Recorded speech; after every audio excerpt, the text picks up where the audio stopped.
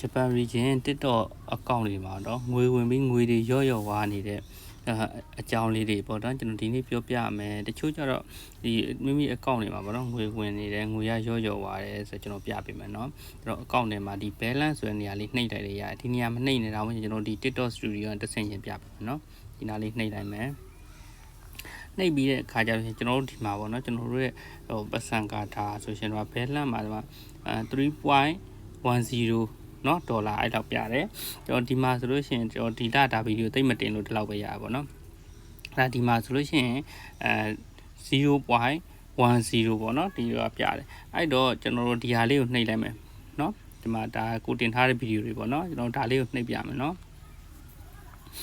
ဒီမှာဆိုလို့ရှိရင်ကျွန်တော်တို့ရတဲ့ပတ်စံကဒီမှာရော့သွားတယ်ပေါ့နော်0.10ပဲရှိတော့တယ်တကယ်တော့ကျွန်တော်တို့ပတ်စံကရော့သွားတာမဟုတ်ပါဘူးကျွန်တော်တို့ကဒီမှာသူပြထားတယ် last 7 days ဆိုပြီးတော့ပြထားတယ်တကယ်တော့သူကပြီးခဲ့တဲ့9ရက်စာကိုပဲကျွန်တော်တို့ပြထားတာပေါ့နော်ကျွန်တော်တို့ပတ်စံတွေကဘဲမှမရောက်ပါဘူးအဲ့တော့ကျွန်တော်တို့ဒီနေရာလေးကိုနှိပ်လိုက်မယ်ဒီမှာမြားလေးနော်ဒါလေးကိုဒီမှာနှိပ်လိုက်မယ်နှိပ်လိုက်ပြီးသူကဒီမှာကျွန်တော်တို့တစ်လစာကြည့်မလားရက်60စာကြည့်မလားအဲ့တော့ကျွန်တော်တို့ကဒီမှာကျွန်တော်ရက်60နဲ့ပြပေးမယ်နော်ဒီမှာရက်60ဒီနားလေးကိုနှိပ်လိုက်မယ်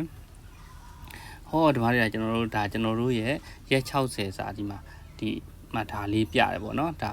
ကျွန်တော်ရက်60မှာဆိုရင်ကျွန်တော်ဘယ်လောက်ရနေပြီလဲဆိုတာကိုကျွန်တော်ဒီမှာပြတယ်ပေါ့နော်အဲ့တော့မိမိရဲ့ပတ်စံတွေကဘဲမှရောက်မသွားပါဘူးကျွန်တော်တို့ကဒီနားမှာပြတဲ့နေရာလေးကိုနှိပ်ကြည့်လိုက်ပါအဲ့ဒါဆိုလို့ရှိရင်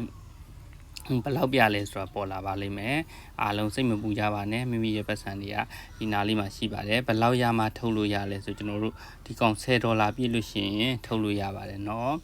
သိချင်တဲ့အကြောင်းအရာရှိလို့ရှိရင်ကျွန်တော်ရဲ့ဒီဗီဒီယိုအောက်မှာမှတ်ထားခဲ့လို့ရပါတယ်เนาะ